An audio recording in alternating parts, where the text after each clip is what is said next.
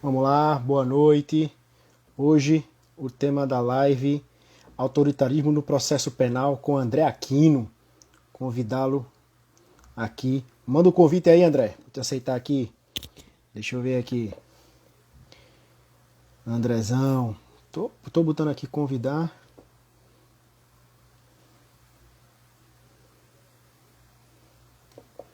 Ih, rapaz, cadê? Ah, o André Aquino agora.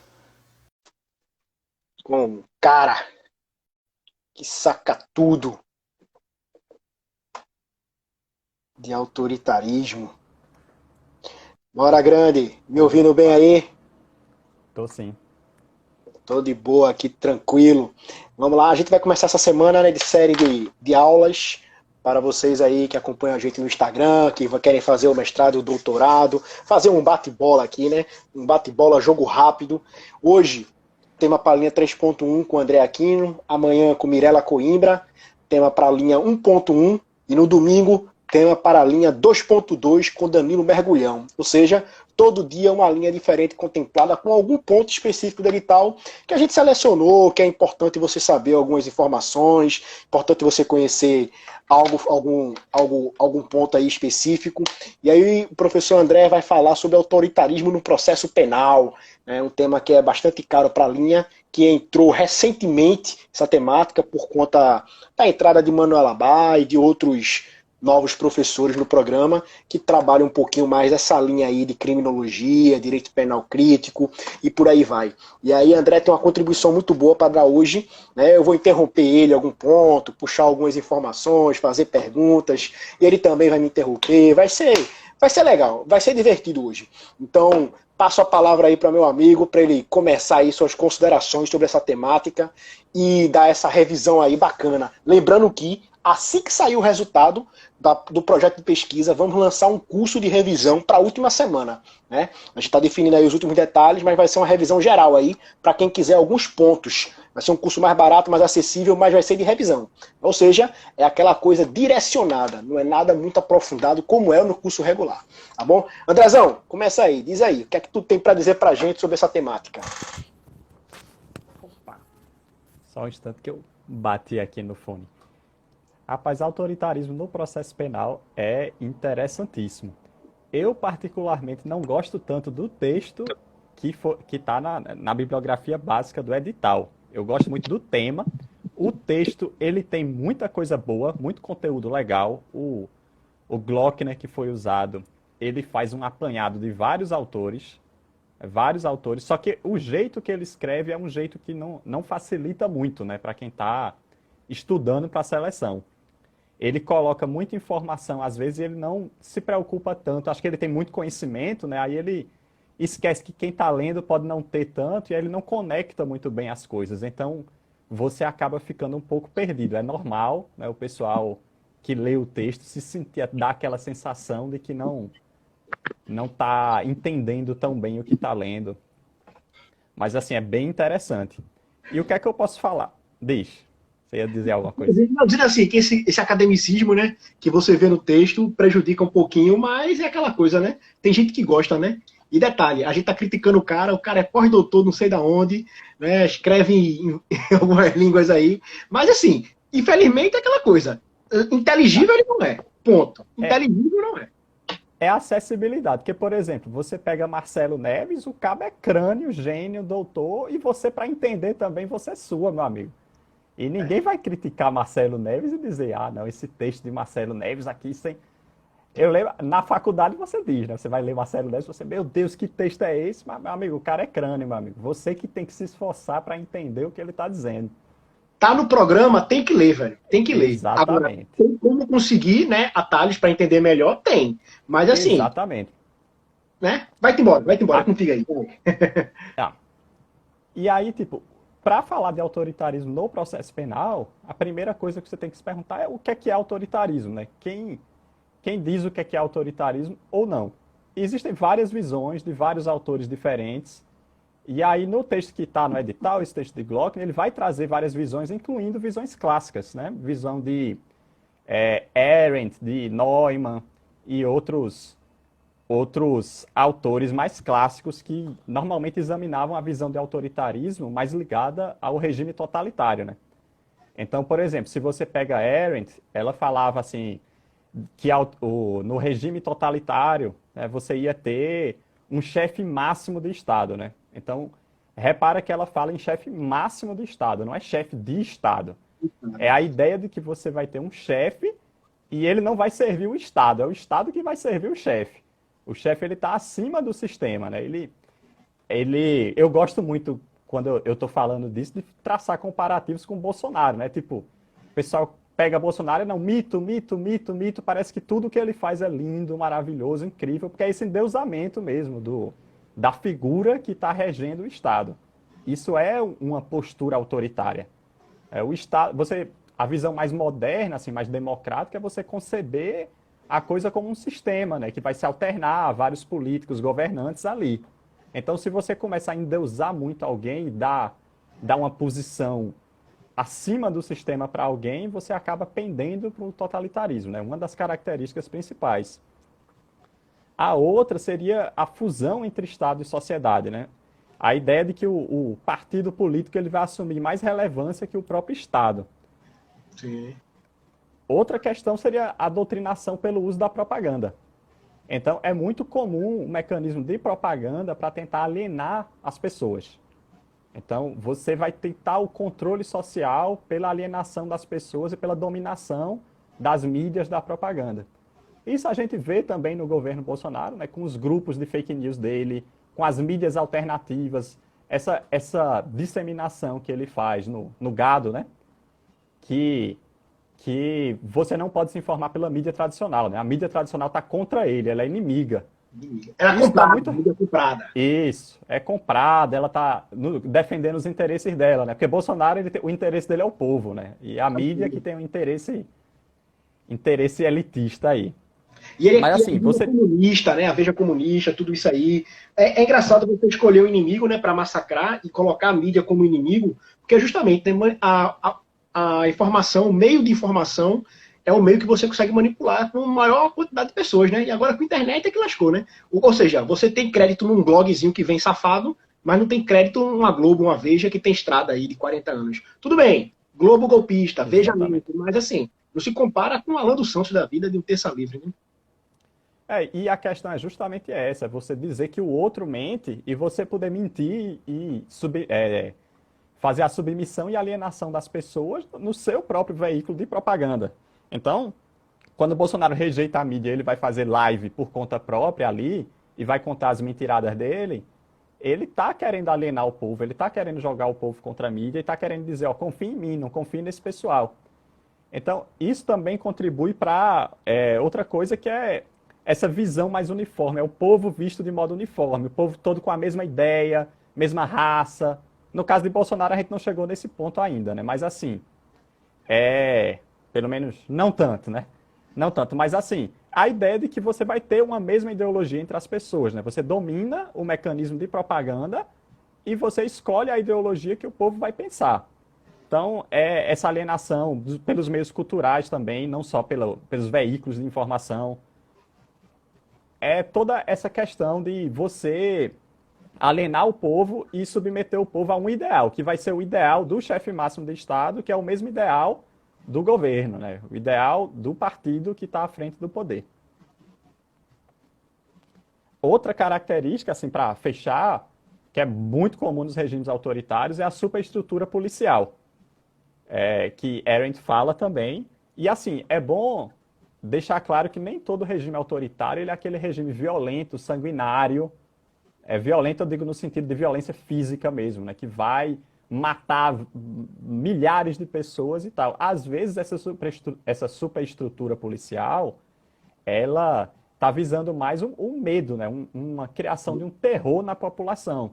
Então, sabe aquela ideia de que eu não sei com quem eu posso me abrir, porque se eu falar alguma coisa aqui para o meu vizinho, para o meu irmão, para a minha mãe, eles podem me dedurar para o regime. Eles podem me dedurar e eu posso me lascar nessa história. Então, não necessariamente essa superestrutura policial de você ter uma violência física, né, contra a população.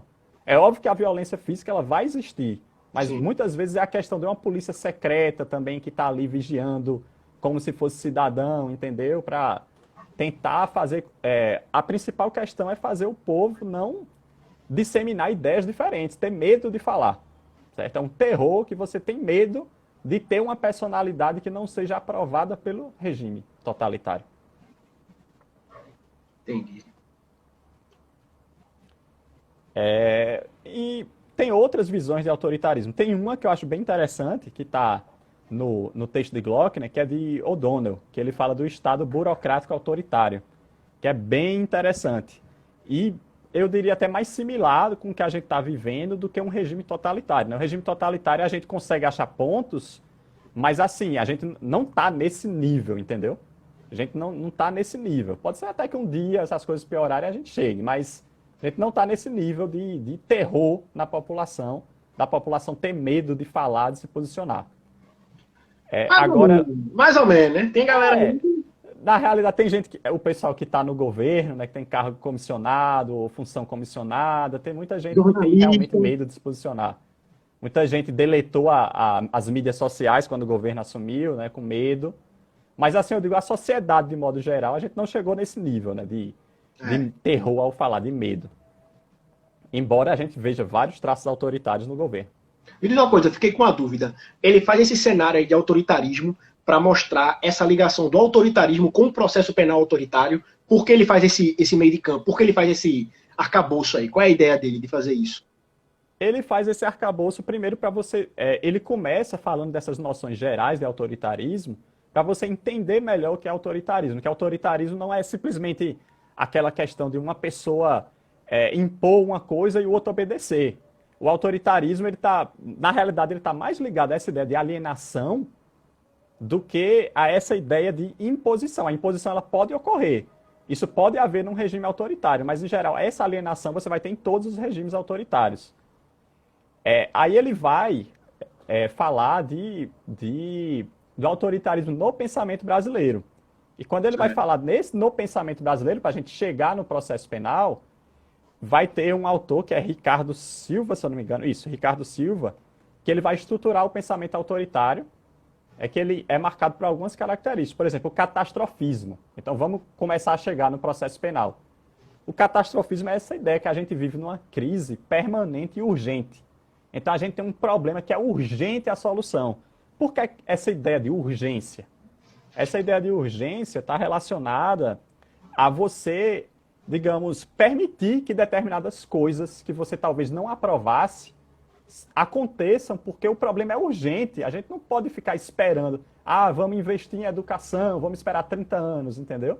O problema é urgente, então coloca a polícia na rua, senta o pau em vagabundo, prende todo mundo, vai na cadeia. Esse é o pensamento. E normalmente essa crise permanente e urgente, ela está associada à crise de segurança pública. Então você vai ter uma crise de segurança pública que precisa ser solucionada. E como é que a gente vai solucionar? Esse pessoal tem muita garantia, diminui as garantias deles. Esse processo penal está demorando muito tempo. Esse negócio de presunção da inocência, o cara esperar 7 anos esse processo demorado, 7 anos para prender? Não, prende agora, logo no início. Já tem algumas provas, já tem evidência, prende no início, depois se não for, solta. Entendesse? Essa ideia de catastrofismo, ela permite que o pessoal aprove coisas que são totalmente bizonhas em nome da solução de uma crise, de um problema, de um mal que assola a sociedade. Zaffaroni até brinca, né, que a gente vive 800 anos de emergência na seara penal. Exatamente, exatamente. Aí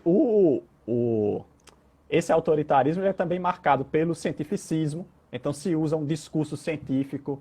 No caso do direito, se usa um discurso jurídico para legitimar determinadas práticas.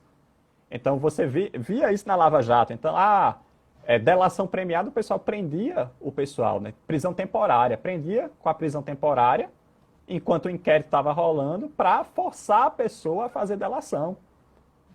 Exatamente. E isso com o discurso, né, que o direito permite, não sei o que e tal.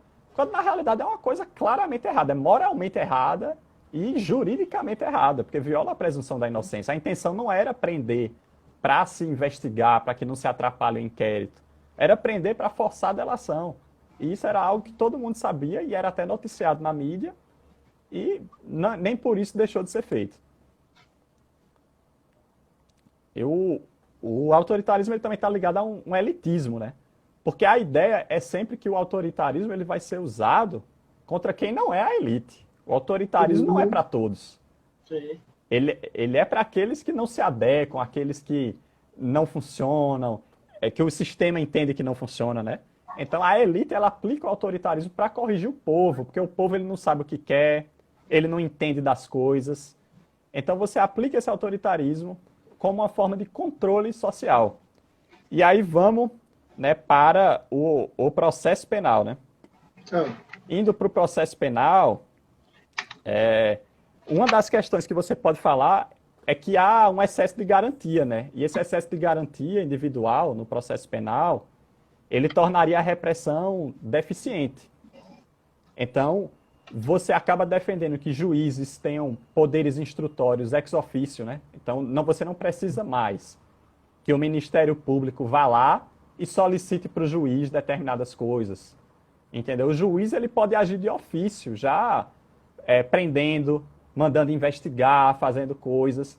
Então, quando você tem, por exemplo, uma lava-jato, que o juiz Sérgio Moro foi pego lá nas transcrições, ele orientando a acusação, você está num processo que foge à realidade, assim, não foge à realidade brasileira, ele está muito condizente com a realidade brasileira, mas ele foge às leis e à Constituição, né? Então, o juiz, ele jamais...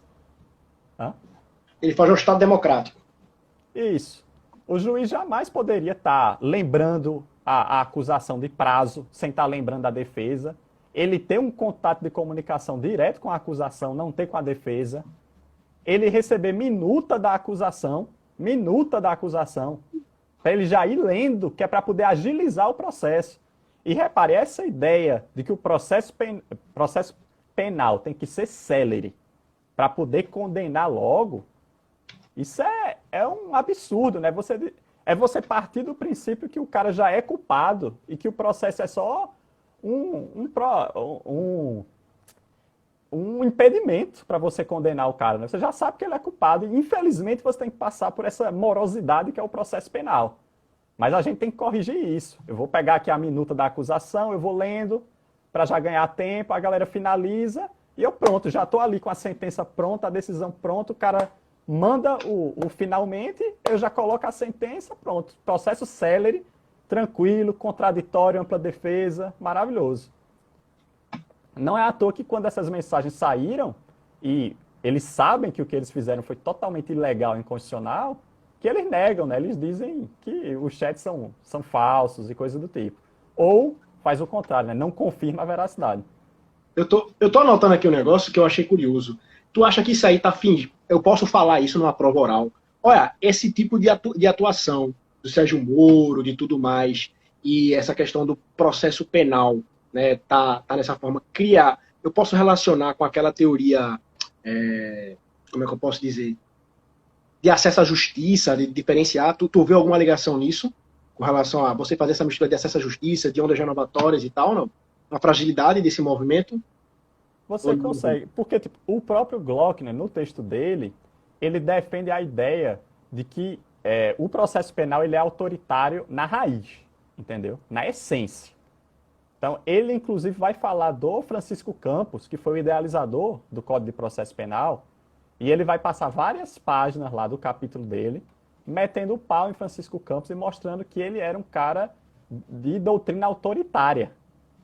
Então, o que Glockner defende é que o processo penal está condenado na raiz. Não adianta você sair emendando, alterando o Código de Processo Penal, porque a raiz já está contaminada. Você tem que cortar tudo e fazer outro Código de Processo Penal. Então, tipo, qualquer outra teoria, fora das teorias que a gente tem atualmente, são válidas, entendesse? Ou seja, teoria de justiça zero. Acesso à justiça... Hã? Acesso à justiça zero, então.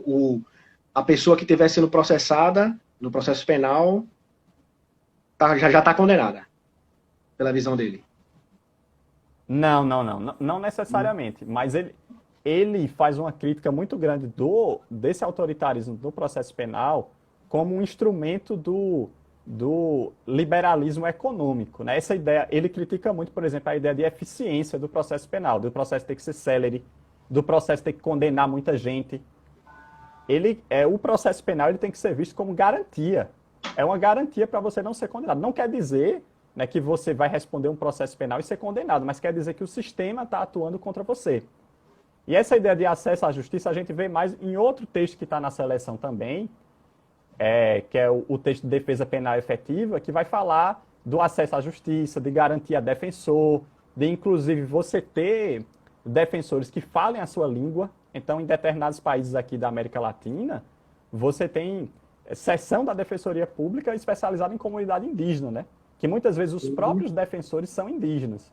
Então, os autores desse texto defendem que deve ter cotas, né, nos concursos de defensoria para abranger os povos originários, para você ter defensores que falem a língua das pessoas. Porque a própria questão de você precisar de um intérprete para se comunicar com o seu defensor já dificulta o acesso à justiça, entendeu? Você está falando com uma pessoa e essa outra pessoa vai traduzir o que você está falando para outra, essa outra vai falar, vai traduzir, vai voltar para você.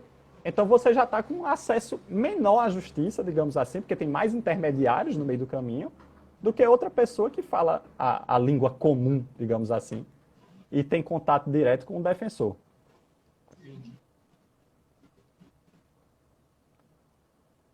Mas sim, então eu vou continuar. E aí, essa ideia do processo penal, do juiz como autoridade máxima, ela é extremamente contraproducente, entendeu? Do juiz ter poder instrutório, do juiz poder ser o investigador e o condenador da pessoa. Outra coisa que é bem criticada, e que está dentro disso que a gente está falando, é a instrumentalidade do processo penal, que ele chama de instrumentalidade do processo penal, e não só ele, né? Você encontra outros artigos de outros autores usando esse termo, instrumentalidade do processo penal. Que é a ideia de que o processo penal ele é um instrumento, né? Ele é um instrumento, mas para quê? Que é essa a questão. Normalmente a ideia do processo penal como instrumento é um instrumento de condenação. Não é um instrumento de justiça, não é a ideia de que você vai investigar o caso e descobrir a verdade e algo do tipo. É a ideia do processo penal como um instrumento para condenação. Então, aí você vai encurtar o processo penal, você vai diminuir garantias, você vai visar uma condenação no final. Eu, particularmente, acredito que o processo penal ele tem que ser visto como garantia, não como instrumento. Porque o instrumento ele sempre se destina a um fim. E qual é o fim do processo penal? Eu não acho que o processo penal tenha um fim por si. Você pode dizer, o processo penal ele tem como fim aplicar o direito penal. Beleza, mas pode ser que nesse caso você não tenha que aplicar o direito penal porque a pessoa é inocente, entendeu?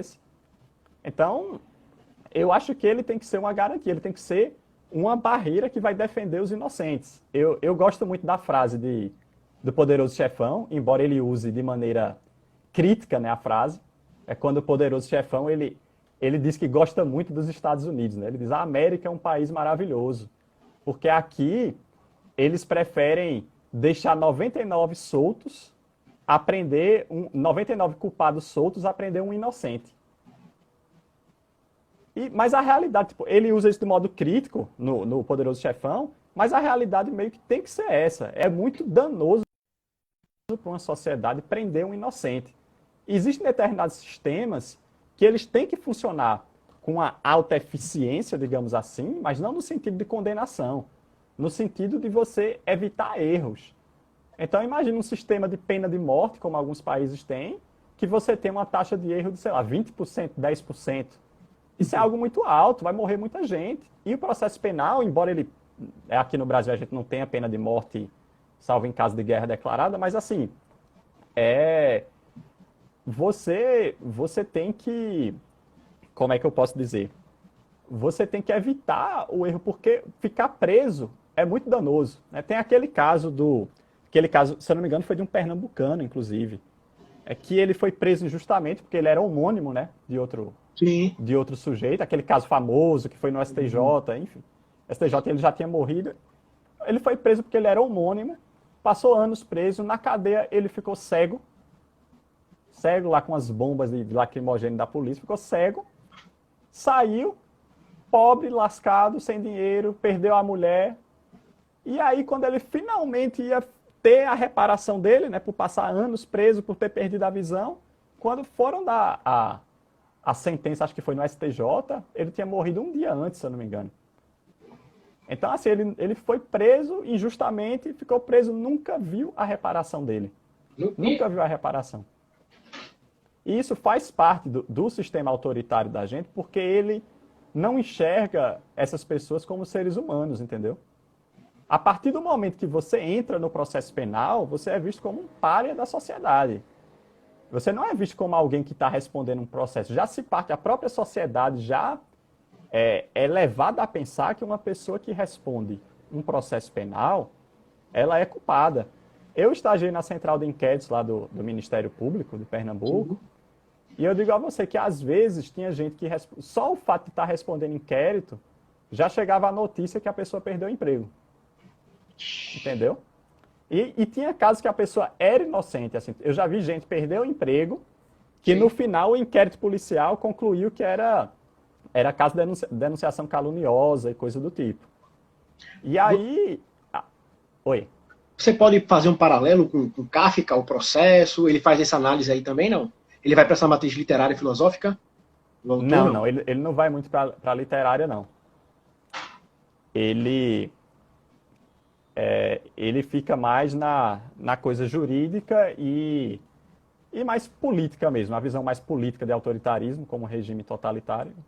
E ele faz algum recurso para a América Latina ou ele trabalha de forma geral? Como é que é a análise dele? Ele trabalha especificamente autoritarismo no processo penal brasileiro.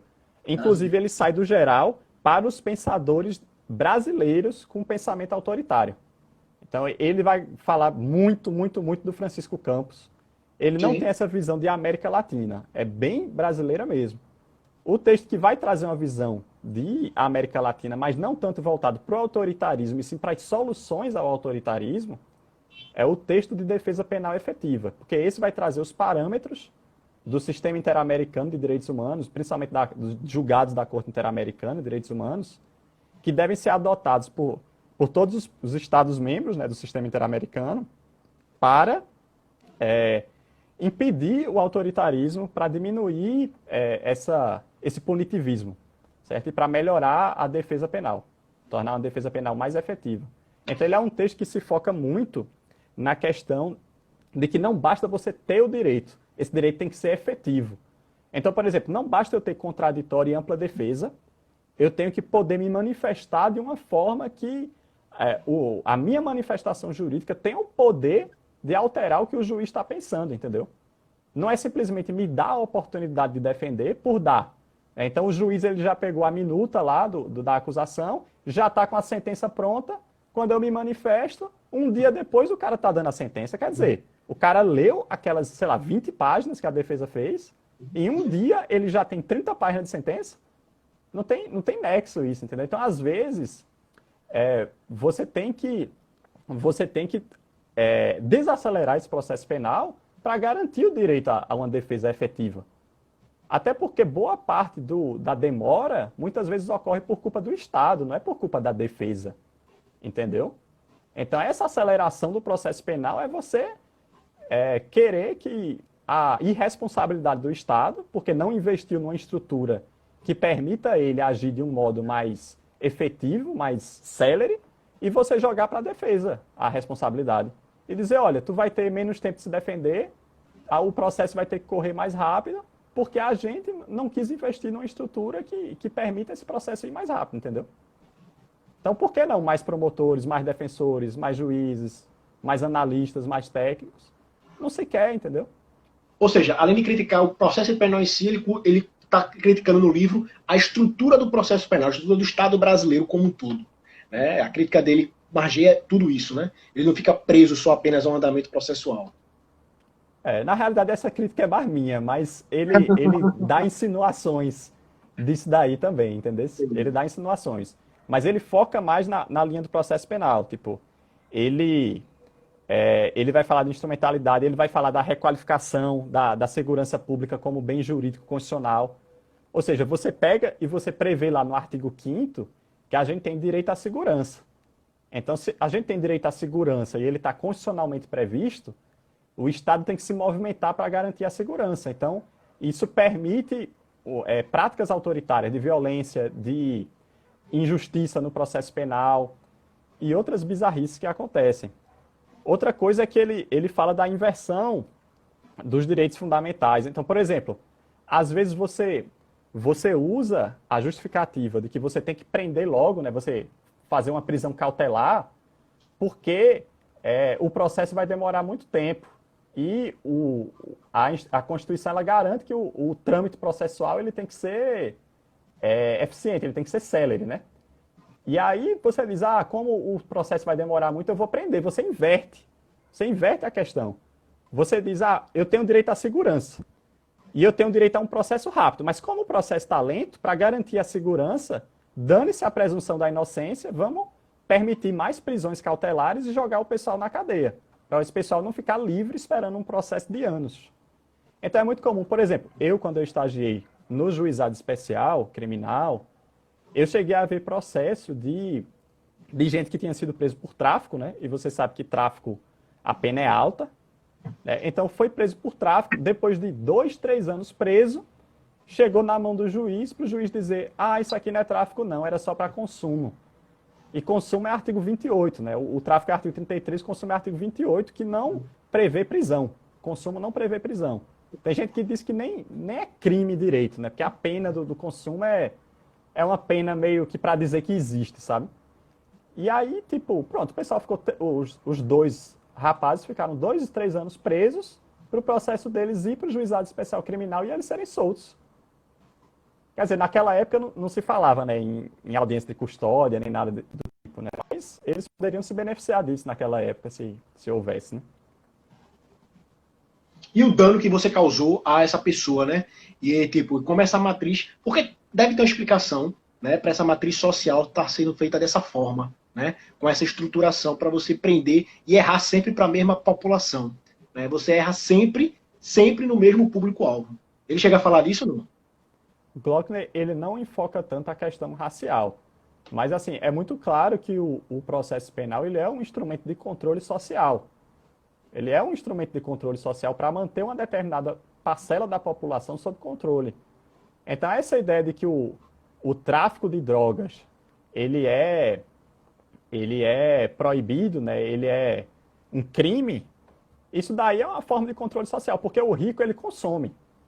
O rico ele consome. É claro que existem traficantes também nas faculdades e tal, mas no geral quem vai preso é o pobre que vende na esquina, entendeu? E é uma coisa interessante porque assim, a realidade dos inquéritos policiais é bizarra. Assim, eu pegava o inquérito, o cara era preso na esquina vendendo droga, e normalmente a prática é que ele não fica com a droga nele, né? Ele deixa ali num lugarzinho escondido, né? E quando a pessoa chega, ele vai lá no lugar, pega a droga, vende, troca o dinheiro e tal. E aí normalmente prendem um cara, né? Acham o canto que está escondido a droga, pegam a droga, e aí muitas vezes, assim, eram muitas vezes, os policiais iam na casa desse cara fazer uma investigação lá na casa do cara para ver se encontrava alguma coisa, né? Uma busca. E aí no inquérito policial sempre aparecia que a pessoa autorizou a entrada na casa, entendeu?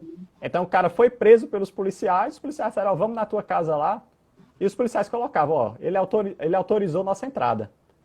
Quer dizer, o cara foi preso, né, às vezes com medo de ser torturado, de ser espancado e não sei o quê, permite a entrada, e lá na casa do cara os policiais vão, encontram uma balança, quer dizer, então é evidência de que ele pesava a droga, né, para fazer os pacotinhos, para vender, e às vezes encontrava os saquinhos, ou às vezes podia até nem encontrar e jogar na casa do cara, né, então encontrava a arma também, muitas vezes a pessoa dizia que a arma não era dele, e você nem sabe, né, Não sabe, né? Pois é, e eu lembro de uma cena do filme Tropa de Elite, né, que o Capitão Nascimento tá procurando o baiano, tá dentro da casa do menino e faz, Vossa Excelência autoriza a gente fazer busca na sua casa, tá todo mundo dentro da casa dele já, pô, fuzil na cara dele, ele fez, claro, pois não, ele vai dizer não, porra, não vai, então é uma cena, né, você acaba rindo, porque ela tem o lado cômico, né, que eles fazem propositadamente, mas assim, é a realidade, né, é a realidade de como é a busca e apreensão, né, na periferia, né. É a realidade. E esses crimes são bem complicados, Borba, porque você pegar um inquérito policial de crime de tráfico, você vai ver que quase sempre a evidência é a palavra dos policiais e a droga que eles acharam. E isso me deixava aterrorizado quando eu via, porque eu dizia, caramba, tudo o que você precisa, tipo, se você pisar no calo de um policial, o policial quiser te pegar, ele só precisa de um parceiro que corrobore a história e plantar uma droga em você. E pronto, e te leva dizendo que você é traficante, entendeu? Exatamente. Tipo, um sistema desse não existe, pô. Como é que um sistema desse está todo baseado na boa-fé do policial, que o policial está agindo de modo correto? Se o policial quiser agir de modo incorreto e pegar um cara pobre, negro, de comunidade, qual é o juiz que vai dizer, ah, não, esse cara não é traficante, não? O juiz vai dizer, não, esse cara era traficante sim, tava vendendo, é típico desse pessoal aí, e pronto, entendeu? Como a juíza no Paraná colocou, né? Percebe-se pela sua cor que é envolvido, pela sua raça, né? Que tem uma predisposição para cometer crime. Você faz, porra, bicho. Enfim. E o punitivismo. Outra coisa que Glockner critica é o in pro società. É que é tipo, você é indúbio pro réu, né? Quando o processo penal já está estabelecido, você chegou lá na fase de sentenciar e você está em dúvida, então você decide favoravelmente ao réu, né? Pela inocência.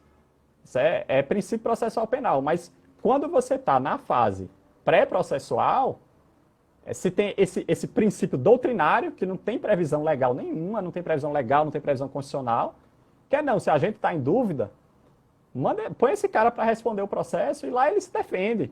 Entendeu? É problema dele. Isso é um absurdo. Quer dizer, por que o indúbio pro réu não existe pré-processo também? Eu via lá no Ministério Público, eu brigava muito com o meu promotor, brigava não, né, porque eu sou um rapaz respeitoso, mas assim, eu tentava convencer o meu promotor bastante. Eu dizia, não, mas esse daqui a gente não tem evidência, não tem evidência. E aí você vê a estrutura da polícia, porque tipo, aqui em Pernambuco, por exemplo, o Pacto pela Vida, né, é altamente elogiado pelos incríveis resultados dele. Quando eu estava lá no Ministério Público, tipo, chegava inquérito da década de 80, 70, escrito na máquina de escrever. Por quê? Porque aquele inquérito ficou aberto, preso na delegacia, algum delegado sentou em cima, e para melhorar as estatísticas, né, a galera desencavava o inquérito para dar solução ao inquérito, para depois dizer, né, que concluiu tantos casos. Ou, né, também tinha premiação por delegado, que eu não lembro exatamente como era, então eu posso estar sendo um pouco impreciso aqui, mas a ideia vai permanecer. Que havia premiação para delegado se eles terminassem o inquérito, né, fazendo o relatório deles, imputando um crime à pessoa e pedindo prisão dessa pessoa, né, prisão preventiva ou outro tipo de prisão que ele entendesse devido, mas quase sempre preventiva, né? E essa pessoa fosse efetivamente presa. Então, muitas vezes, você pegava os relatórios do inquérito policial e o delegado, tipo, pedindo prisão por crimes assim que totalmente desnecessários, entendeu? Por quê? Porque esse cara vai preso, ele vai ganhar mais.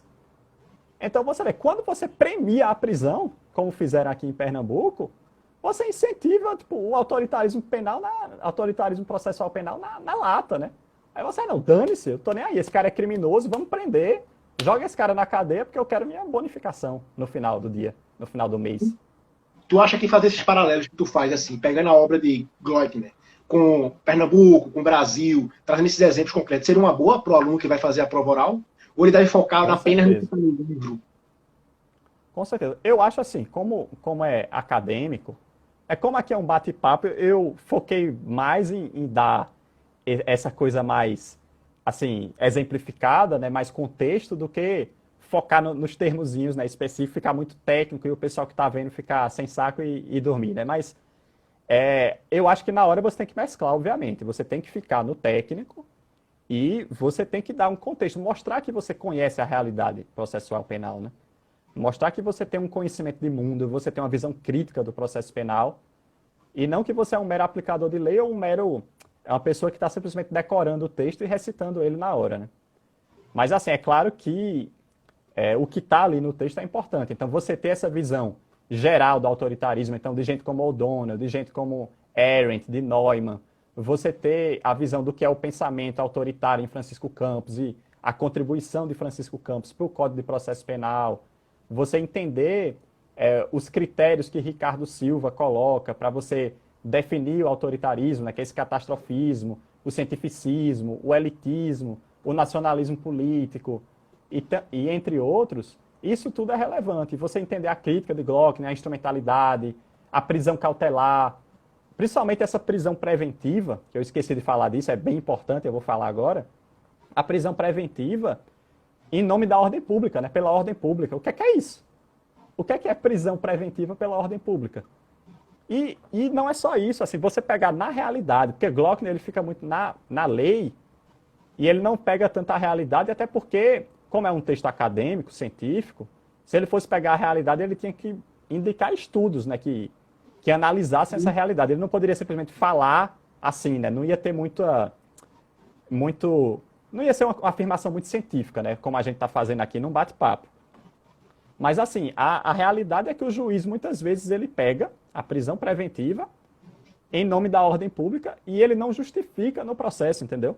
Ele já tem um modelinho dele pronto, então prendeu mais um traficante e aí simplesmente, não, prisão em nome da ordem pública. Mas ele não justifica. Por que é que o tráfico de drogas, esse tráfico do cara vendendo na esquina, ele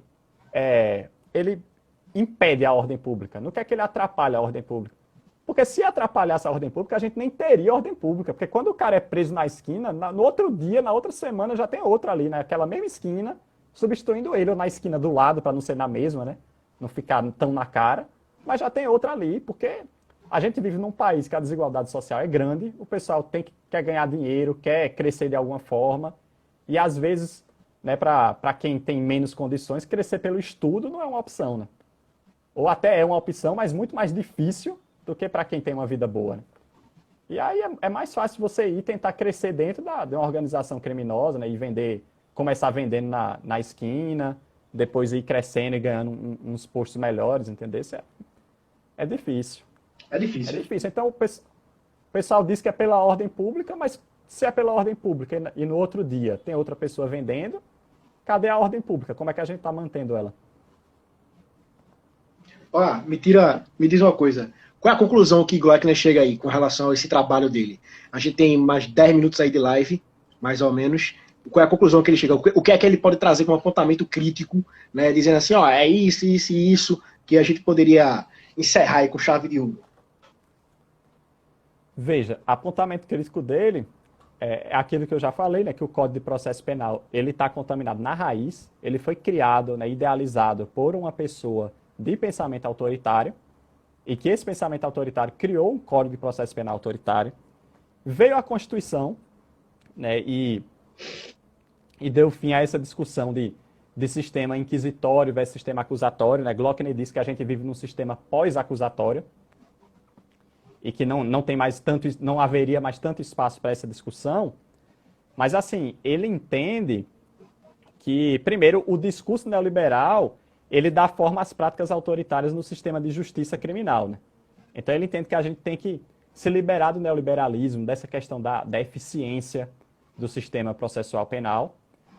Ele entende também que a crise no legislativo ela pode dar ensejo a um ativismo judicial que seja prejudicial, né, aos acusados, aos imputados no processo penal. Ele também entende que uma crítica boa que ele faz, ele usa Deleuze, né, que tem uma visão de fascismo e totalitarismo que é um pouco peculiar, né? Para Deleuze, o fascismo ele é individual, certo?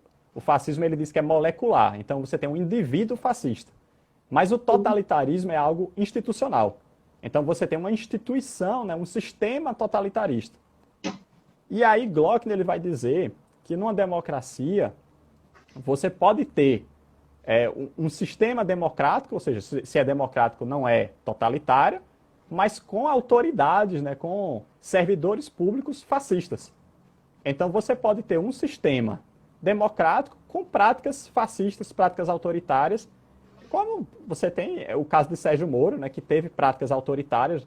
Então você tem uma instituição que teoricamente não vou dizer que o judiciário é democrático, mas está dentro assim do Estado Democrático de Direito, né, uma instituição do Estado Democrático de Direito, e você tem juízes que fazem práticas autoritárias dentro de uma instituição que permite isso.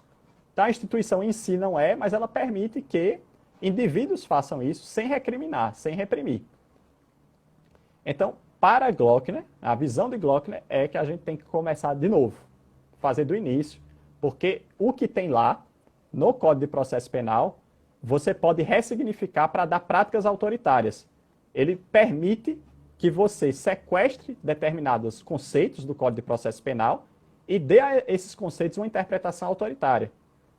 Então, quando você coloca um conceito aberto como a prisão preventiva pela ordem pública, para manter a ordem pública, você está permitindo que a pessoa interprete a ordem pública como ela quer, entendeu? Quando você faz uma lei contra entorpecentes e você coloca um conceito de entorpecente que pode se incluir e tirar coisas dali, você também está permitindo que em determinado momento, né, alguém defina determinada coisa como entorpecente. Quer dizer, por que um álcool da vida não é um entorpecente? Maconha, que teoricamente é uma droga que causa menos problemas, né, de criminalidade, e o álcool, que é uma droga fortemente associada à criminalidade, a práticas de violência doméstica, inclusive. Por que que o álcool é algo permitido na sociedade, consumido, enquanto outros tipos de coisas consideradas entorpecentes são proibidas por lei? Então não podem ser comercializadas e não podem ser consumidas, né? Porque apesar do consumo ser um delito de menor potencial ofensivo, ele ainda é uma infração penal, né? Não deixa de ser. Então, é basicamente isso. A visão dele é de a gente cortar pela raiz e fazer um novo Código de Processo Penal. Ou seja, refazer o Código de Processo Penal por ter essa raiz autoritária, fascista, desse cara que era totalmente, né, Francisco Campos, que era totalmente avesso a uma democracia. Mas aí eu vejo também, cara, eu sei que o Código de Processo Penal vem de antes, mas eu vejo muito uma herança aí de uma justiça de transição mal feita no Brasil, né? Pega uma consequência muito grande, porque quando a gente tem, né, essa saída da ditadura para a democracia, a gente até fez uma mudança no Código Penal, lá em 85, próximo já do finzinho, né? Mas há críticas, mas o Código de Processo Penal, né, a gente fez várias mudanças ao longo do tempo, mas manteve a estrutura embrionária dele. Ou seja, isso mostra que o mesmo Código de Processo Penal que era usado para prender, né, inimigos do Estado no regime militar, é o mesmo Código de Processo Penal utilizado para prender hoje pretos, pobres, excluídos, enfim. Você vê o quanto essa matriz autoritária, né, como você bem colocou aí, está presente na nossa democracia, está presente no Estado, né, e está presente nessa ausência, né, de justiça e transição, de um debate mais profundo. Eu acredito até que a gente pode até, né, relacionar os dois temas em uma resposta, né? Eu visualizei isso muito contigo aqui, e visualizei que você foi um cara sensacional, porque traduzir Glockner dessa forma, dessa leveza, e, meu amigo, eu fui ler o texto do cara, eu confesso a você, eu fui ler seu resumo, porque o texto do cara é travado. Não desce, não. É travado. Se for em inglês, era pior ainda. É um texto que tem muita coisa boa mesmo. Mas o problema é a escrita, não é o texto em si, né? É a escrita que não é acessível. E não é que ele escreva mal, né? É que ele escreve de forma complicada. Vamos lembrar, claro aqui, está dizendo, o cara escreve mal. Não. A linguagem dele, que é uma linguagem complicada, acaba sendo para alguns críticos, né? Dizer assim, escreve mal. Se não é inteligível, ele escreve mal, é ruim. Não, mas não é essa a nossa crítica aqui, né? Andrezão, eu tenho muito a te agradecer sobre isso. Eu queria saber, assim, acho que os alunos também vão gostar. Vai ficar no YouTube, essa live, já vai entrar no YouTube, vai ficar aqui disponível. E aí eu queria saber de ti, assim, cara, o que é que tu poderia dizer, assim, de palavras finais para você chamar a atenção nesse tema? Assim, relaciona com tal tema, ou observe esse capítulo. Qual é a dica que tu daria aí final para encerrar essa temática? Eu acho, Borba, que esse é um tema que se relaciona tanto com decolonialidade, a ideia de decolonialidade, quanto com a ideia de justiça de transição. Mais justiça de transição, porque o Código de Processo Penal é uma herança autoritária, né? Então é muito mais fácil de você relacionar com justiça de transição. Mas você consegue relacionar com decolonialidade, com essa ideia de para quem é aplicado esse Código de Processo Penal, né? Que não é para o branco, não é para as pessoas que têm um perfil europeu, né, eurocêntrico. Essas pessoas, elas são privilegiadas. Essas pessoas, quando elas são presas na mídia, mesmo que elas estejam traficando drogas, repare que é tipo, estudante foi preso por comercializar drogas. Quando é um negro pobre, a notícia é clara, é tipo, traficante, criminoso, foi preso. Então, você pode relacionar esse tema com decolonialidade por causa do perfil, que é um perfil punitivo voltado para uma determinada etnia, para determinada classe social, voltada a manter uma underclass, né, que seria o que O'Donnell fala, você manter uma underclass, uma subclasse, que vai estar sempre abaixo de determinadas classes para servir, de certa forma, como, é, como uma lembrança de você não ir assim. E transição, essa questão da herança autoritária da ditadura, desse código ter sido usado para prender gente naquela época, injustamente, enfim. Tudo isso. Mas, assim, reta final, o que é que eu diria? Eu diria que as perguntas de processo penal, de autoritarismo no processo penal, você consegue estruturar elas de um modo mais claro que outros assuntos. Porque, assim, você consegue, basicamente, assim, vários tipos de pergunta você consegue responder indo do geral, então falando de autoritarismo de modo geral, para depois falar de autoritarismo no pensamento brasileiro, para depois falar de autoritarismo no processo penal, tudo isso de modo rápido, né? Porque, claro, você não vai ter uma hora para falar. Mas Sim. você falar autoritarismo de modo geral, autoritarismo no pensamento brasileiro, indo para autoritarismo no processo penal, e você usar, no processo penal brasileiro, e você usar o texto em espanhol, né, de defesa penal efetiva, para propor soluções a isso, né? Freios a isso, mais garantias contra esse autoritarismo. Então, você seguindo essa estrutura de resposta, você vai ver que várias perguntas que você tentar responder, você mantendo essa estrutura, você consegue responder de um modo bastante coerente e acrescentando muita informação à resposta. Mas é claro, a estrutura é essa, você tem que adaptar para cada pergunta, né? Falando mais de um ponto, mais de outro, a depender da pergunta. Mas se você manter essa estrutura, você consegue responder 90% das perguntas muito bem. Enfim, eu fiz aqui algumas perguntas para fazer para ti, quando tu tava falando, eu fui anotando, mas tu foi respondendo ao longo da live, eu disse, cara aí tá desenrolado demais. Parei pouco você. Meu velho, agradeço aí, tenho certeza que os alunos agradecem também, né? A gente tá aqui Eu que fazendo agradeço. essas lives aqui totalmente solitárias, totalmente gratuita, no Instagram mesmo, sem bronca, não tem medo de meter as caras. E vai ficar salvo no YouTube para quem quiser, e qualquer dúvida é só falar com a gente aí, tá? Lembrando que após sair o resultado do projeto, vamos lançar um curso de revisão final, né? E aí vai ter um precinho bem acessível e um foco é totalmente com aulas de revisão. Não vai ser debater aquela coisa mais profunda, né? Mas assim, vai ser com dicas. Mas enfim, agradeço demais, André. Sexta-feira à noite, sextou, né? Para o pessoal aí, Sextou. sextou, processo penal. E a gente se encontra amanhã, 4 horas da tarde. Tem Mirella debatendo a linha 1.1, né? E trazendo a sua contribuição aí para quem pretende ingressar nessa linha. Tá certo? Um abraço, se cuidem e Abraço. até a próxima. Tchau, tchau. Tchau, tchau.